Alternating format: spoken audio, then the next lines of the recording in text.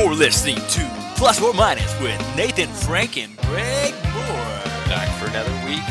Frank, What's I feel going like we on, live in man? the same house again. It feels like it. Like we may not see each other's faces, but we have a connection.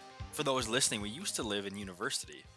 Well, we used We to lived live in an old together. farmhouse. Yeah, a little old farmhouse that had no ventilation and no insulation and My biggest complaint was, other than Steve and his tobacco chew that would end up on the carpet, was you not cleaning the sink very well. You just have it shaving hair all over the joint. Are Like, you all over the sink? Frank? This is public radio now, and you're bringing me out. I'll tell you this though, nothing's changed. My I'm wife airing complains your about it dirty all the laundry, time. man. You got a wife, and she knows. She knows Yeah. what I'm talking about. She knows it's embarrassing, but I don't care. It's just hair. Get over it. I remember this one time, and I was hosting an event, and it was a game show, and I made kids eat hair to try and win the game show. Yeah, I was there. You remember what I did? What did you do? I was a character. Oh, you were the I was worst. I was Yeah, the blue man.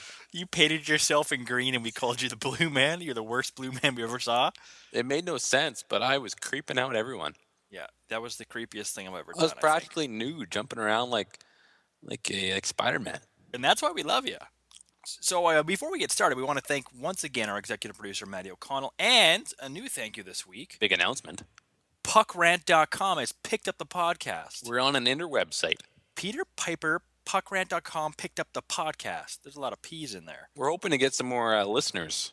Hoping to get some more fans, and you know how to reach us at Nathan Frankster and at Sir Greg Moore on Twitter. And the fans were reaching out this last week. Frank, there was absolute outrage. We had over 1,000 people had access to our material last week, which is the beginning of a lot of good things to come. But remember the comments we got last week? It's the beginning of a really good relationship. Well, yours and our relationship is fantastic. But like with the community. Oh, at right, large. with new people. I'm Yeah. kind of an introvert, so we'll see how that goes. But this week, I promised the listeners we're going to end the podcast off with Littlest Hobo. Yeah, that was what one of our fans asked for. One, there was at least two. Really? Who else asked for it? There was that fan, what was his name? Jaden Frank? Oh, you okay. might So know one him. was related to me, and the other one I was in his wedding party. Yeah. But we're still gonna honor their request. We're still gonna give the team what they want. And so another week's gone by. We're back at it. Someone told me that you have a story to tell this week that doesn't involve your dating life. I wanted to tell a story about one of my coworkers. We'll call her Sue, and she's a loud talker. Like, she basically yells. Every word that comes out of her mouth is at a really extremely high volume. And Give me an example. Well, anything. You just have a conversation with her, and she yells at you. It's like she yells on the phone. She yells. She's about a foot away from you, and she yells. Anyway, so I was talking to my coworker today, and I says, someone needs to tell her that she needs to quit yelling. And he says, I'm not going to tell her. She scares me. I'm like, yeah, she scares me too. And then I'm like, hey, Lindsay. I said, you need to tell sorry. I just said her name. Shoot. You're going to have to tell Sue that she needs to tone the volume down a little bit. She's like, I'm not doing that. I'm scared. And this lady. Why is this woman so scary? Everyone's terrified of her. Well, I'll tell you how terrified we are. Are they scared Yeah, because she yells? Or are they scared because she yells and she glares? And you're interrupting me here, though. On sorry. Fridays, we have like what they call Fritter Fridays, and we have a snack, and we spend about a half hour together. Fritter Fridays? I like that. Yeah. And last Fritter Friday, she talked the entire time. No one else said anything. She yelled the entire time. She's an intimidating presence. And anyway, I wanted to tell everyone about this loud talker and how we don't know how to deal with her. Maybe they'll have some suggestions. I'm hoping. Send them in. Let's help Frank out here. So, Frank, you're scared of this woman because she talks loud. Well, I think if anyone talks to her, it'll be me. But I'm not going to do it in front of everyone else because that's kind of disrespectful. So maybe it's a handicap. Maybe she can't help it. Well, clearly something's gone wrong in her life at some point. And I always take everything back to psychology. So clearly there's probably a reason why she yells. Maybe she was yelled at as a child. Are you guys Facebook friends? No, not at all. You should start. I bet you Facebook's a nice way to ease in there. Get some dirt, Well, find out what actually happened. maybe Go I on her need to, timeline. maybe I need to ask her about her life a little bit, show some interest. But at the same time, all we did was listen to her for about a half an hour the other day. So clearly she's being listened to and expects people to listen to her. So, Is she at least a good storyteller? well, I guess I found it somewhat interesting. I guess she was talking about her children and how her daughter's a really good babysitter and like should get paid more than $8.50 an hour. Like I remember all the details. So clearly it was somewhat engaging. You're a great listener. I would say I'm an average listener. Well, for all you women out there, Frank is still on the hunt, I'm a or the great prowl, as some people say. I'm a great listener. I have a decent sense of humor. I got an entertaining podcast, You got one of the best podcasts I know. and I drive the speed limit. Safety first. Yeah, I've decided to drive safely, Rules to live by. and it's good on gas mileage, right? You bet. So I'll tell you a story. This weekend, Frank, Yes. I had a team building event with my work. I work at Look Matters. Check us out at lookmatters.com. We're an advertising agency. And we went to this place called Boomer's Air Park here in Regina. And do you know, have you heard of it before, Boomer's Air Park? No. I'm talking trampoline dodgeball. Oh, that sounds like a good time. Oh, let me tell you, even the walls For all are ages. angled trampolines. Good And it's Lord. smaller than you think it is. You can't hide from anyone. So, So continue. all week long, we split the office in half. There's Team Red and Team Black, and we were trying to come up with names. What are we gonna call ourselves? We thought like Black, Black, Black, Black. The one was Ass Black. That was a pretty good one. I don't think Black's really the best suggestion you guys could have came up with. Black, Black. It's about the color. Okay. Anyway, we ended up with Black Yardigans. That was our team name. And I looked at these rosters, and you know this about me. I'm pretty good at weird things. Yeah, you're pretty creative. That's You probably know, why you're in advertising.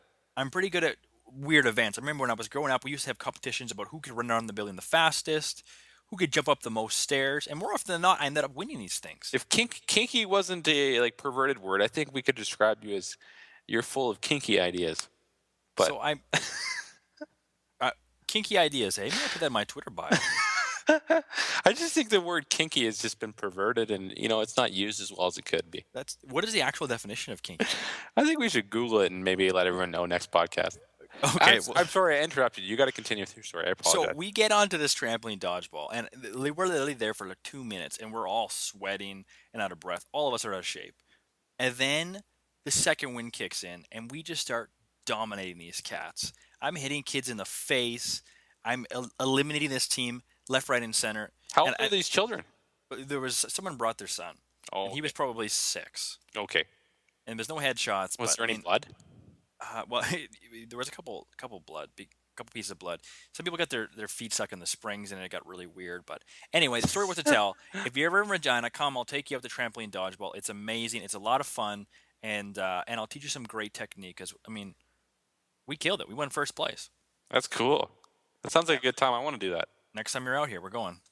What is this podcast about anyway? Well, we usually talk about hockey, and there's quite a bit of things going on in Sochi, Oh, the Olympics. The hockey hasn't quite started yet, but man, Sochi. Sochi's a pretty interesting little environment. Don't you think it's fun? You could tune in any time of the day and just watch Olympics online for free. I mean, if you're into luge, it's pretty neat. I mean, I like a lot of snowboard events and this skiing. Like when you get big air, all the big air events are pretty neat. I love the slopestyle events, and that's one thing that Canada does a lot better than the United States. Our Olympic coverage, I fully believe, is second to none. Well, I don't think the Americans care about it one bit. Well, the Americans care about Americans. If Yeah, they win, they'll show them. But even for the opening ceremonies, my entire office has on our second screen. We're all watching the open ceremonies, getting inspired by creative ideas. Then I go on Twitter and find out the Americans aren't even showing it. They're showing it like tape delayed by like 12 hours in they the didn't evening show on it NBC. till they didn't show it till prime time. It's awful. My complaint about CBC's coverage is Peter Mansbridge. Like, What are you talking about? I don't really like that Peter Mansbridge very much. He should You've stick. never even met Pete. What do you got against him? I'd like him to stick to news, and we could have just had Ron McLean, and that would have been fine. Well, I really miss Brian Williams. Oh, Brian Williams, he's the boss. The way I've got a soft spot for Brian Williams in the Olympics. He just makes me feel so he's comfortable. He's been to every Olympics for the last like 30 years, and this year he's not there. It's a sad Yeah, story. it's like the uncle who won't give you a hug this year. You know, last year good. you just wanted to be cuddled, or last time around, and now I can't. Good observation. He is like an uncle. Hey, he's just like that older figure that you respect Uncle and Brian. love. Yeah. But so the hockey starts on Thursdays when Team Canada plays. Canada plays on Thursdays, a few games on Wednesday. And I guess we should break down what we think, some of our thoughts. We need a Get it segue. out Dun there into dun the dun. universe. Yeah, Breaking it down. we do need a breakdown. So So where do you want to start? here's where I want to start, Frank. I want to start at the very beginning. So Steven Stamkos, last time we talked, he was supposed to come back. And then on that fateful Saturday, I think it was Saturday, we find out, boom, I'm not coming back, he says. I'm out. Which So who they replace him with? well, that's if you're the Tampa Bay Lightning, that's a good thing, right? If you're Steve Yzerman, you're saying, okay, great, my star is going to be fully healthy when I get back, instead of going and flying halfway around the world and getting pummeled and recovering whatever. And so the media goes crazy, and everyone's speculating. It's Claude Giroux, it's Martin St. Louis, it's Taylor Hall, it's Eric Stahl, it's this. And who did you think it was going to be when you heard the news? I was going for Claude, but the rumors had it was going to be Martin St. Louis, the Martin, little dwarf, or the as he likes to be Grouch, called, the little person, the Grouch, as the I like to say. And I've the told this story Grouch. before. He's a Grouch. So And so what do you sure think enough, about that? oh yeah, you're just setting me right up here. I think it was an absolute mistake and And a why? travesty for Team Canada. And I'm not saying that because he's 38 and he doesn't have fun. And I know that he doesn't celebrate birthday parties or even his kids' birthday parties. And I'm talking about the he won't fact allow that his kids to have clowns at their parties because he just doesn't like clowns. he's all messed up, but he's not a good fit, Frank. We lost Steven Stamkos, and what does that mean? We lost scoring. I have to disagree with you. I think that if he gets the opportunity, especially on the top line with Cross, I think he would do a better job than Jeff Carter. And the thing about him is he obviously can pass a puck, and he just won the Art Ross Trophy. But I do think that he'd be able to finish Sidney Crosby's dishes. And I'm sorry to burst your bubble and disagree with you, Craig, but that's We my opinion. lost scoring and we replaced it with a passer. Yeah, but I think that he can. I think he can put the puck in the net when he Frank, needs. you could put the puck in the net if Crosby put it on your stick. My That's point is, we're going up against the best goaltenders in the world, and traditionally, goals are hard to come by on international ice, especially for some reason. And we go, yeah, let's put all of our eggs in this 38-year-old basket that just seems to be having. Granted, he's having a great year. My Greg. point is, I Greg, would have voted wholeheartedly, and people hate me for this. James Neal, put James Neal I on the definitely team. hate you for that. I just think that he's one of those players. You don't want another Jeff Carter on the team. Jeff Carter should have never been on the team in the first place. And I feel like James Neal is just another Jeff Carter. He's he's just kind of a floater. He relies on his line mates to get him the puck and to get the points. If he didn't have Malcolm to play with, he would not. He'd probably be a 60-point player instead Frank, of an I've got 85 Chris player. Kunitz on this team and not James Neal. Well, Cooney shouldn't have been on the team either. That's baloney. So here's my point. Let me There's break it down a lot. with numbers There's a for you. lot to complain about when it comes to Team Canada. Well, save your anger. You're really ornery tonight, aren't you? I think I'm kind of in a good mood. You get a lot to complain about, I think, I do. when it comes to Team Canada. My point is this: when I was arguing with this, as soon as the announcement came out, and someone said Marty St. Louis has more goals than James Neal does this year, I think you and I can both agree that Marty St. Louis is having an above-average year again, 2 years in a row. Yeah, Agreed? he's playing beyond his age. Like And James Neal, I would say, is having a below-average year for James Neal. same with Rick Nash. Okay. Yeah. And still to this day, this year, with Marty St. Louis playing above and James Neal below, James Neal has more goals per game than Marty St. Louis. So And Marty St. Louis is about .44, and James Neal's over 5. you have an argument, but and I don't think James Neal's much of a worse choice than Jeff Carter. And What you're saying this, people are talking about chemistry. I've got James Neal who plays on the same power play He's as familiar Chris with- Kunitz and Sidney Crosby in the first place, so you can play that card. The guy scores goals. You lost Steven Stamkos. You need to score goals, and yet you put him with St. Louis, and then they're telling me in practice St. Louis sit on the bench. he's familiar with Cross. You're right. There's no doubt about it. You got a point there. And what the thing is about both those players, James Neal and St. Louis, is they're both not the most versatile players. But I guess the thing is, if they think they have their players that can kill penalties, like they're going to go with Rick Nash apparently, and Jonathan Taves to kill the majority of the penalties. And they Which I can don't also blame go with Bergeron and Ben. So I guess they need to have enough players, and they got the power play players. I mean, they got enough talent on that team, right? So it's all about what they want, like what they're trying These to are fill. some of the best players on the planet, Frank. You're telling me that you can't afford to have one player that's one-dimensional and that dimension fills in a gap that you all of a sudden are missing. When it comes to the Olympics especially when it's a one game thing, Greg, and you're playing a goalie like Jonathan Quick, you need someone who can score a goal I think I outside of think just Jeff I Carter. think you have an argument, but I don't. I do not appreciate. I would not appreciate Team Canada having another player that's just on the team because he's familiar with Sidney Crosby. Put on the more skilled players that are going to score the goals in tight situations, pressure packed players that have been there before, have plenty of experience winning Stanley Cups, playing in the World Juniors.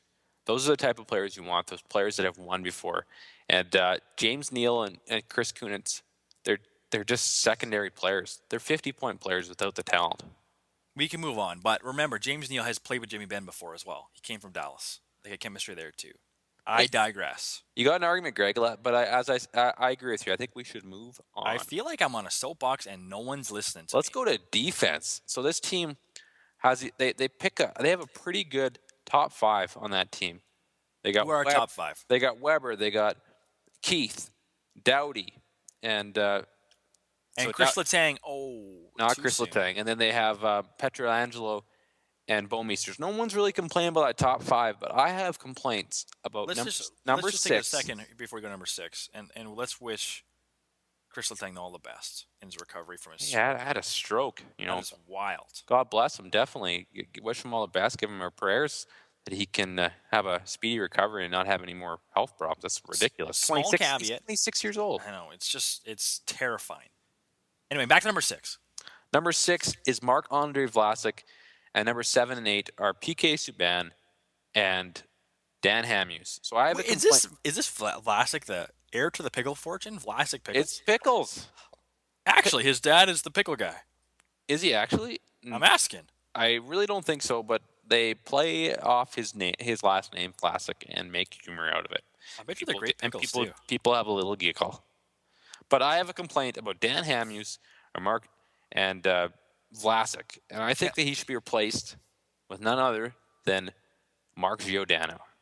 Mark Giordano. The Calgary Flame. Now this means a lot with you being a Vancouver Canucks fan. This is the one and only time that I am going to pull for a Calgary Flame player, but this guy is incredible. He's not getting the only reason they didn't put him on this team is because he looks like Mr. Bean.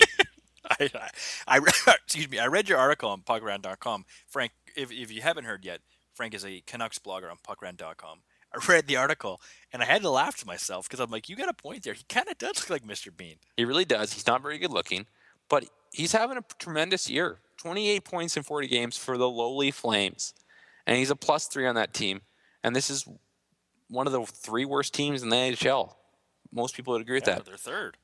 But the thing about this guy is that he's not a one-dimensional player. He's got lots of dimensions to his game. He kills penalties, kills over 3 minutes of penalties a game, which is up there with all the other defenders on our team. And he plays on the power play, 12 points in 40 games. You compare that to Keith, Weber, Pietrangelo, and Subban, and he's up there. He's close. He plays a couple more games. He's a player that can contribute all over the ice. Plays against the top players every single night in Calgary. He makes a lot more sense than Hamhuis or Pickles, in my opinion. Okay, so you've told me the positive of Giordano, but you haven't told me why he's better than Hamhuis. Well, What's so negative about Hamhuis? You compare his numbers to Hamhuis just on the power play. Hamhuis, 2 power play points. He plays 2 minutes and 18 seconds per game. Secondly, sure, he can kill penalties like everyone else on the team. But also, this guy, what does he really do well? That's the thing about Hamhuis is he's an average defenseman. He makes a few mistakes. He's the kind of guy that you'll see him. He looks uncoordinated at times. He'll make mistakes just based on his lack of coordination and just not matching up well with the top players in the NHL. But for the most part, he's average. He's solid, but he doesn't do a lot of things great. I just don't understand why you put him on the team. So that was my question, Frank. If he's so average, why is he there? Why would Steve Yzerman and his brain trust say, you know what, we want Hamhuis? I think it's reputation. I think that. And it could be just the fact with he's a character guy that has a good reputation as a character guy in the dressing room. He's played for Team Canada in the past. He's always represented Canada at the world stage in the World Championships, World Juniors, all along the way. But I just don't think he's the right choice. I think there's better defensemen. You could even go with Mark Stahl. I would trust Mark Stahl before Hamhuis. I think he's a better skater. I think he's more responsible in his own end. You can make that argument at least. Well, we're going to find out here in 2 days. I think the thing is though, is Hamus is going to be the eighth defenseman, unless there's an injury. Then he'll probably go to seventh. I think they're going to dress PK Subban as seventh defenseman. Probably throw him on the power play because he's pretty good on that power PK play. Subban had better be dressed on that team and on that friggin' bench. I don't think he'll get a lot of ice time, but he's It definitely going to. drives me nuts how the media picks on this guy and says he's horrible for this reason or that reason or PK this, Well, PK that. his own coach doesn't trust him on the PK. Like, he doesn't kill any penalties. No pun He doesn't. intended. Doesn't get a lot of ice time. So his own coach doesn't trust him. Like, I mean, he's a power play specialist. He plays by far the most power play minutes of any player on Team Canada. 421 compared to 309 of Weber, who's second on the defensive corps for Team Canada. You're telling me that with a defensive core like that, you can't afford to have one guy who thinks offense first? I'm telling you, they don't trust him. I'm telling you, it's okay. Someone else is going to make up for his mistakes. Well, he can't make a mistake when it's in a crucial moment of a game. Yeah, tell that to Dion Phaneuf. That's why Double Dion's not on the team. Double Dion. Remember when, I think it was last year, or it might have been touring, the marketing blunders where they put Jerome McGill on the team, and I think it was Dion Phaneuf in I think it was a sports check commercial before the team was picked. I remember what you're talking about. I'm not sure when that was. But And then the teams came out and they weren't on it, and people were just like, "Oh!" No. And then I looked at him like Dion Phaneuf was never going to make that team. I don't know why. I think it was Cheerios. They just came out just recently with an Olympic box, and they had Eric Stahl on it. Yeah, I just saw that. That's what reminded and they me were of it. like, "Well, we kind of thought he was going to be on the team." I want to know. I honestly want to know who are these people? Should have just went with Crosby. That Yeah, probably who would are have these been a people in safe. this apartment that are going like, you know what? Crosby's on Tim Hortons. We're gonna go with an outside shot and say Eric Stahl's probably gonna be on there because he was always on the bubble. They Pick someone else. Yeah, they should have went with like Weber. I mean, those are the two guys you'd go with. I think would be Weber. I mean, Getzlaff. No, Getzlaff. Even like a year and a half ago, Getzlaff was not a guarantee to be on this team. Well, he had a slump there, yeah. So I mean, Crosby would be your guy. Just stick with Crosby. Well, yeah. But What do you I think don't about you could. Crosby being the captain? Do you agree with that? I don't know how you couldn't. The guy lives and breathes and eats and reads, and he's hockey inside and out. I'm in agreement. I mean, I think as strange as it is to say, I think it would have been rocking the boat to go with Taves, which is weird because he's obviously a great leader. But that would have been an indictment on Crosby. Ooh, great word, But Frank. it's not an insult to Taves to go with Crosby. No, it's a safe move. My question, I guess, and well, we won't know this unless there's. Do you know is NHL revealed going to these guys with the Olympics? We were discussing that the other night. I guess hopefully we'll find out in a couple of days, in a week or a week and a half.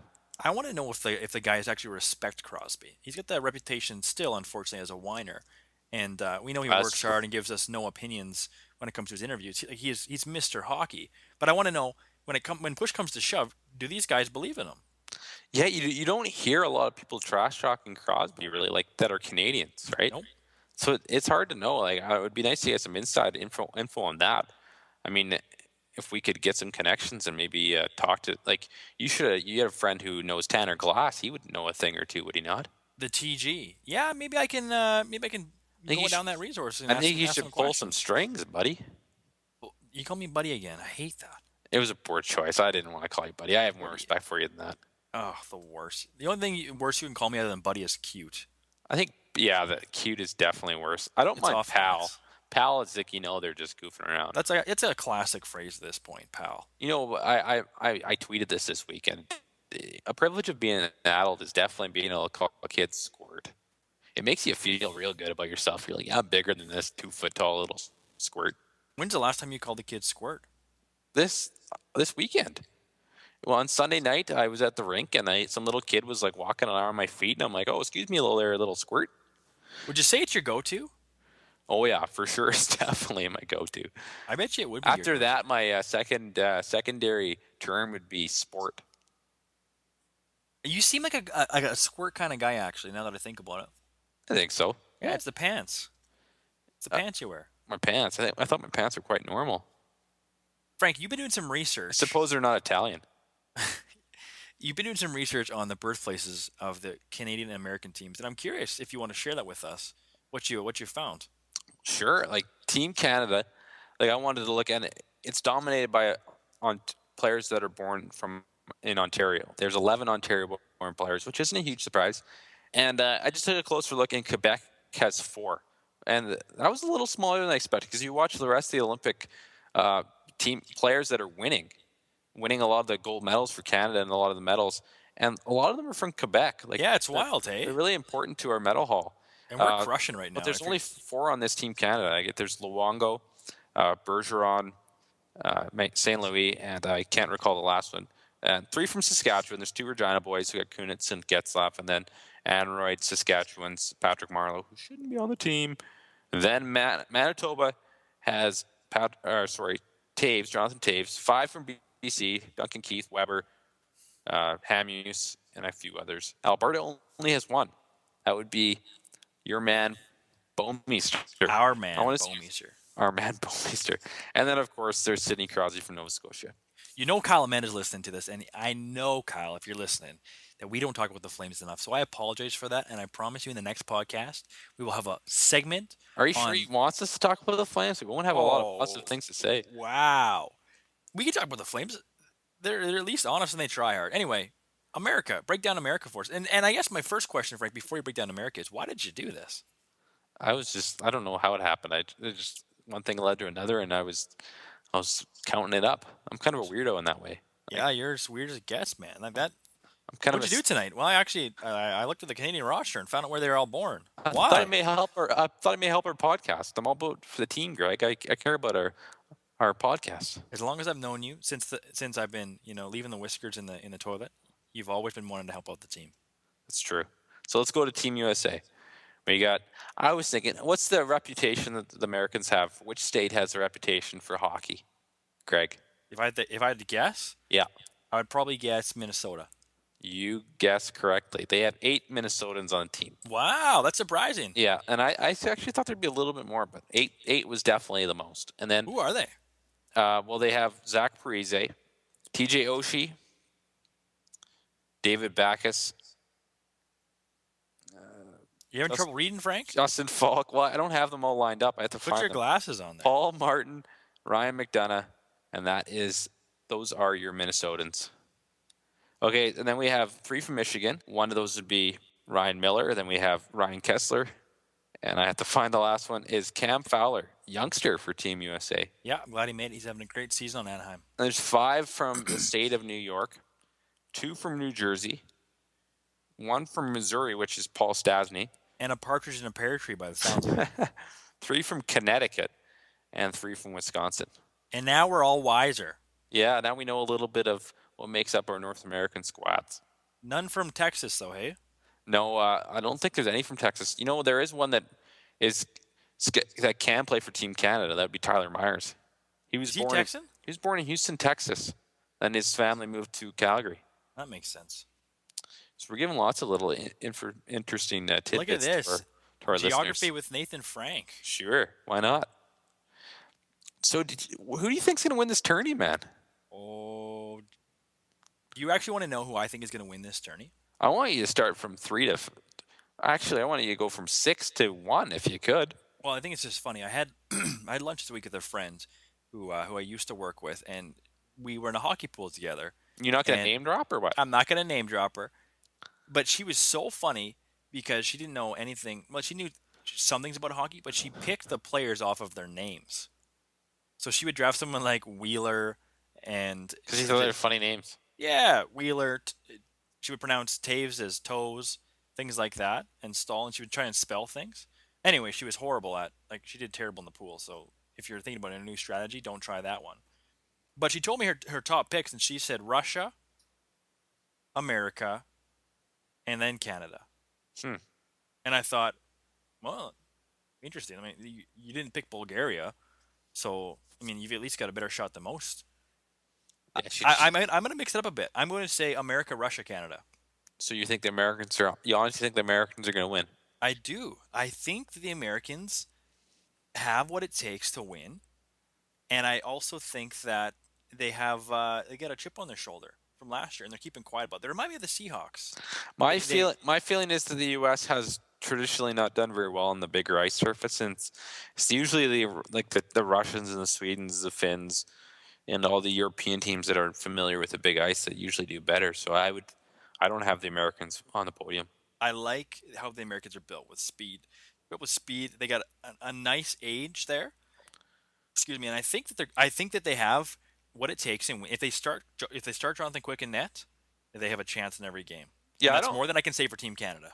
I don't mind their squad. Like they have a lot of returning players, and so I mean they got a similar team than they had in 2010, and they're in their prime. So I mean they should definitely be in the conversation. And with and they remind me of the Seahawks. When the Seahawks went to the Super Bowl, you didn't hear a lot of trash talk from them. They were respectful. They acknowledged and said, "Hey, Peyton, you're going to be great. Like he's one of the greatest quarterbacks." And that's what they remind me of. They have a quiet confidence to them. And like you said, a lot of them are in their prime, and I think it's going to pay off for them. The thing about this tournament is some of these players that play for like Slovakia and Czech Republic, some of them aren't even in the NHL, and they just show up. Like they play way better than they do for their club teams. Hmm. An example of that was the late Pavel Dimitra. I think he won Player of the Tournament in 2010. He was unreal. And then a couple days later in Vancouver and further in that entire season, he wasn't very good. There's That's the thing. something to do with All these teams are just wild cards. You don't know what you're going to get. well, and then with that, did you see the interview today with Pavel Datsuk and Elliot Friedman? Yeah, I did. They labeled that as a strange interview. Yeah, What did you think about it? I was on the Olympic website on CBC, and it's like weird interview with Pavel Datsuk. I'm like, weird interview? Like that Like, seems you're like, strange I to got to me. see this. Yeah, I was expecting like him to like be cracking jokes or doing some You sort of thought it was going to be. medication You or thought it was going to be kinky. I, I was curious about what was going to happen. And you get in this interview, and if you haven't seen it yet, you got to Google weird interview with Pavel Dimitra or Pavel Datsuk, and he was just so serious and to the point. And Elliot's asking him questions like, "Remember last year?" He's like, how long ago was that? 4 years ago. I don't remember. You do. And It he was had really none of awkward. it. It was a pretty awkward interview. And it wasn't awkward because of the questions that were being asked. It was just awkward because you could tell Pavel Datsuk wanted no part of these questions. And it was almost, if that is how the Russian team is taking this tournament, this will be very different because traditionally, when we watch the Russian teams play, especially when it's not outside of Russia, there's the overall theme of if you push them over, they won't get back up. If you run them into the wall, they'll just roll over, right? The thing with Datsuk is like he is the best that the Team Russia has to offer. Like he deserves all the credit in the world. Like One of the most talented players in the world. he's a complete two-way player, and you can argue that no one matches him in the 100-foot game or the 90-foot game. And a lot of coaches will tell you that. But my point is, watching these Russians, and there was an interview today. They had the entire team. It was filled to the brim. All 50 cameras on these guys, asking these guys questions. Everyone is looking to them to produce. They seem focused. I agree. And I they feel seem like, motivated. especially when you hear Vetchkin as well, he actually seemed relaxed somehow. Maybe they're just more comfortable being at home, like actually being able to play in front of their friends and family. Maybe it's sort of a comfort to them. Yeah, and I think they're going to draw on that. I think they're going to draw on that and bring some real good hockey. Well, they sure have a lot of talent. Other than Canada, and you could even argue their top six is better than Canada's, especially with Canada's strategy to have subpar talent playing with Sidney Crosby. Yeah, so like you could argue that their top six is pretty darn unreal. I'm looking forward to seeing the return of a one Ilya Kovalchuk. Yeah, I mean he's got top end talent. He's gonna perform for his own country. And the wild card Radulov. Yeah, Radulev's supposed to be in their top six as well, and he's got top end talent. But apparently he prefers the motherland. Doesn't want You to know, entertain us North Americans. I've never been there before, but I'm sure it's great. I read a great article today about Don Cherry. It was written by Simmons. I really don't like Simmons. I forget his first name, Steve Simmons. Steve Simmons. And I was just like, oh, Steve Simmons, you lippy little brat. And then I read it, and it was a pretty awesome article. You squirt. Yeah. And it was just about how Don Cherry is just like, I had no desire to go to Russia. He's like, I did not want to go. It's like, I did not want to spend my 80th birthday in Russia. Don Cherry's never been to Russia. Really? And he says, but I had to go. Like, they made me come. And he's like, I got here, and he's like, it's not that bad. He says, I pictured like old ladies cleaning the street with brooms. He's like, they actually have a mall. Wow, that is some ignorant comments from Don Cherry. It was pretty ignorant, but you expect nothing less from. I can say I'm from not Don Cherry. surprised. But it was a pretty entertaining little article. He's like I'm eating barely nothing, but I have my 3 buds every day, and I'm good. He's like, I gotta have my beer. What a Don Cherry wildcat. is so funny.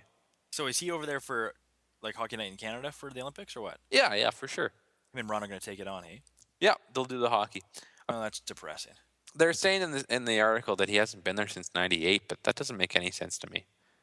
To the Olympics? Because Well, yeah, he CTV's been must doing have. it, right?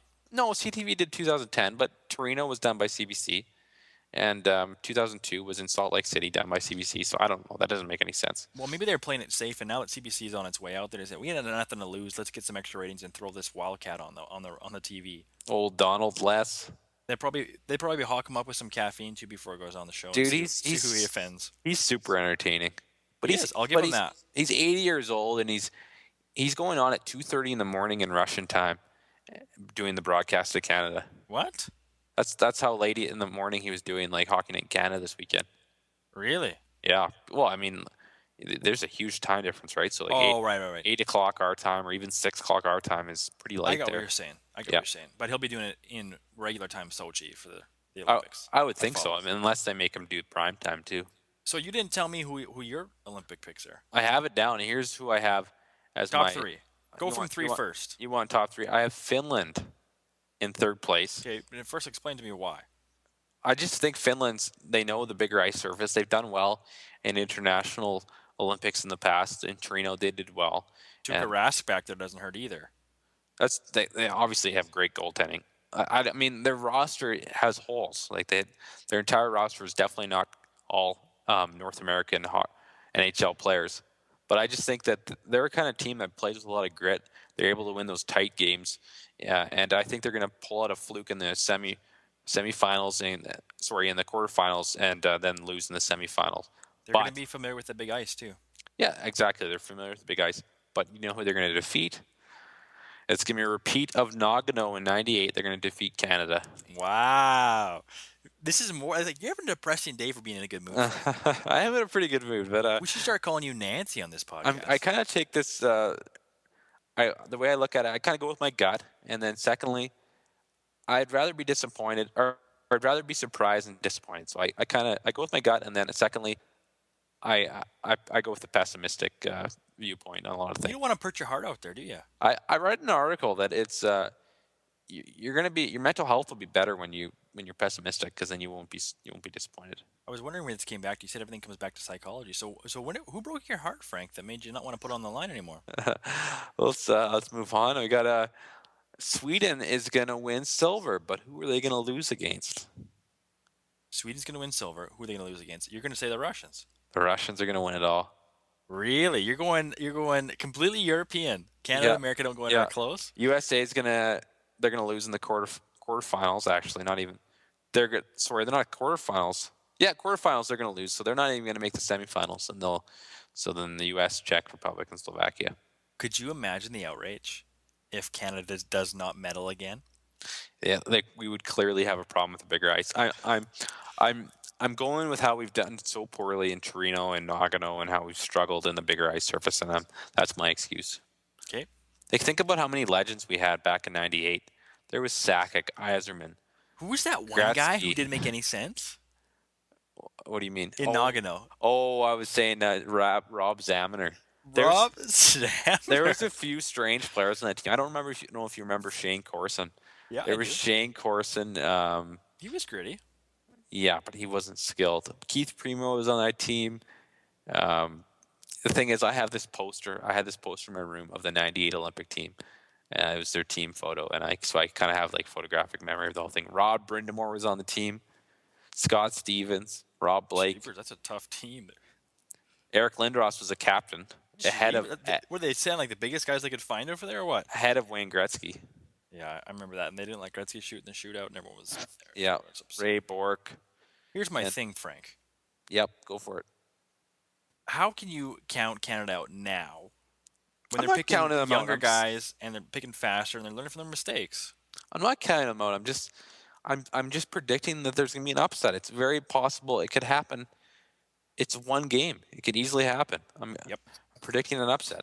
I'm with you. I'm not hoping last week.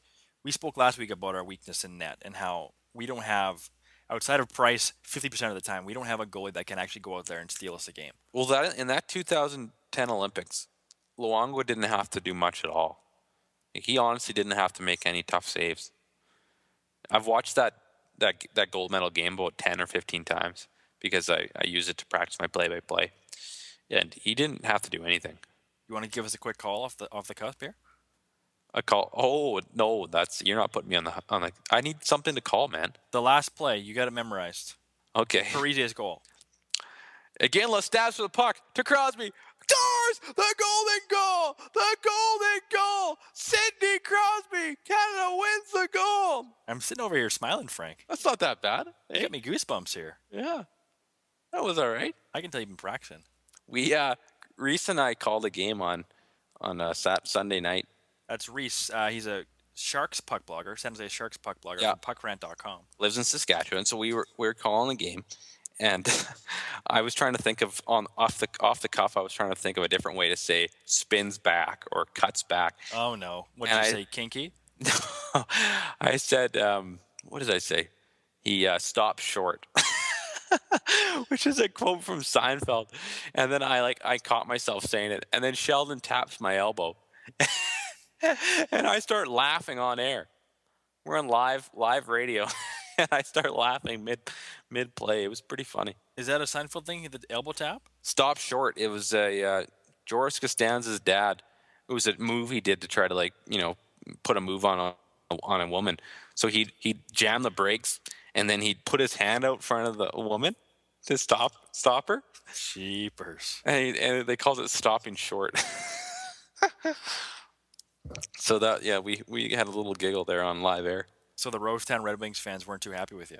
Well, it was Davidson Cyclones against the Kinnersley Red Lions, but you were close. I was nowhere close at all. One thing I want to say about the Olympics, and I was reading this about actually Team Switzerland. This will be the best Team Switzerland that they've ever had. I was looking at the roster, and they got a couple NHLers. They finally have full access to all the Swiss. And so in the past, I guess they haven't. So we got Jonas Hillernet, who is more than capable. Our Korean insider, Josh, will be able to confirm that. But with someone like Hiller back there, if he has a good game, he can steal you something. Well, he's definitely a great goaltender, but I mean, the thing with Switzerland is even in 2006 and in the past, Canada's had trouble with Switzerland in the medal rounds. Yep. And I think it could happen again. I just have like this image buried in my head of I don't know who shot it, but Bulgaria slap shot in on Salo in net. Was it Tommy Salo for Sweden? It was, and they knocked him off. That was Belarus. Belarus, that's who it was, not Bulgaria. And this is when that stuff happens, man. You just can't predict it. And if you have a goalie that wants to stand on his head, it happens every year. It happened in Nagano when Hasek decided to go beast mode on everyone. I hope I don't have to pay for that. Yeah, they weren't as good of a team back then, the Czechs, and they're not very good anymore either. But that was right before their prime. Czech Republic had a few good years. He was unreal. I think we will see a lot of upsets because of goaltending. Yeah, it's one game, right? They got to steal. So I'm just thinking things aren't going to go as we. I mean, obviously, if you just think talent-wise, Canada wins it, Russia gets second, Sweden or the U.S. get third, but it's not going to go exactly how you think it's going to. And that's not fun at all to say that. Oh, exactly. Like, why would you go with that? The thing about Switzerland though is they do have some NHL defensemen. They have 4 of them, right? So they got a chance. And they got Nino Niederreiter. Yes, I love saying that. Marginal NHL player who's apparently got lots of upside. Well, Frank, that's all I got for topics, man. Like this, it's all about the Olympics podcast. I think we've done a pretty good job, and it's cool that we're on Puckrant. We're getting a bigger audience, and we're getting on Facebook where we've seen some growth. So all things positive for we bring plus on a minus. We bring on a creative director, an executive producer, and all this stuff kind of blows up. Yeah, I don't know why we didn't do it earlier. We got to give some credit to old Matty O'Connell. And we still are trying to get our logo, which we're pretty proud of, that Matty made, onto the Puckrant website. But for whatever reason, we have this lame Coral Office type logo on there. Salmon. It's a salmon colored logo. Okay, quick, one more thing. What are you looking forward to most when they come back? The hockey? Yeah. Well, I'd like to say One thing I'd be interested to see is how Edmonton does. They've been on a little bit of streak lately, and see if they can finish off the season well. But I mean, the playoffs, man, the playoffs are gonna be good. To see who Chicago can outdistance Anaheim in the playoffs. That should be the West is gonna be pretty good in the playoffs. When we come back next week, we're going to break down the playoff preview. That's what I want to see. We're going to go through each conference and division and say We're just thinking we're gonna ignore the Olympics. It's gonna go into the medal rounds. no, we're gonna preview it. Okay. We're laughing. We can't talk about the Olympics again. People want to hear about the Olympics the whole time. Well, we'll talk about some other things. Sure, you're the boss. I'm the boss. I respect your wise wisdom. Well, I mean, if you're listening, you can use the hashtag Olympics. That's Olympics without the I like that. That's good. And we'll make sure we find you and find out what Maybe you're next talking about. week, Greg will tell you why he likes Snapchat next week. Maybe. Yeah, I'll tell you what I discovered. How to get to know your friends better and see a different side of them. Yeah, definitely. That was me scratching my mic. Sounds like you're starting the car. Was... Anyway, Frank, as always. Well, thanks again, Greg. It was a good week. I look forward to seeing you soon. Okay, everybody. Thanks for listening. We appreciate you taking the time to listen to our podcast. We're going to hit the road, and we'll do better next time. And we cannot wait for next episode. Maybe tomorrow. Later days. Just grab your hat, come travel light, that's hobo style. Maybe tomorrow I wanna settle down. Until tomorrow, the whole world is my